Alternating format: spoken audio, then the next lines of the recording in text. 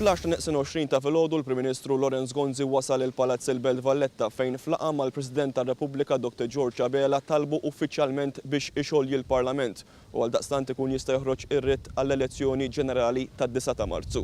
Il-Prim Ministru Lorenz Gonzi kien kostret ixolli l-Parlament wara li f'Diċembru li għadda l-Gvern tiegħu waqa' meta l-Parlament ma approvax il-budget. Kif kien miftijem u pjanat, illum għadni kemm ħriġt mingħand l-Uffiċċju tal-President li matul din il-laqgħa qasira tlabtu biex formalment issa issir il-firma tax-xogħliment tal-Parlament u toħroġ ir-ritt sejħa għall-elezzjoni ġenerali għad-9 ta' Marzu. Fl-elezzjoni ġenerali ta' 9 ta' Marzu 331,000 persuna huma eliġibbli jivvotaw, fosthom 19,000 persuna li se tkun qed tagħmel dan l-ewwel darba. Bl-emend introdotta fl-aħħar żmien biqbil bejn iż-żewġ partiti politiċi dawk li sal-elezzjoni ġenerali se jkunu għalqu 18-il sena se jkunu jistgħu jivvutaw.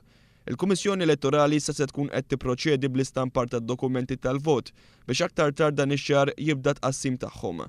Fl-istess waqt il-Kummissjoni toħroġ is-sejħa għal dawk il-persuni li huma interessati li jkunu counting agents u assistenti kummissarji elettorali. Dan fil-waqt li jibdew jintlaqgħu n-nomini tal-kandidati u organizzati l-postijiet tal-votazzjoni u s-sala tal-att tal-voti fin-naxxar.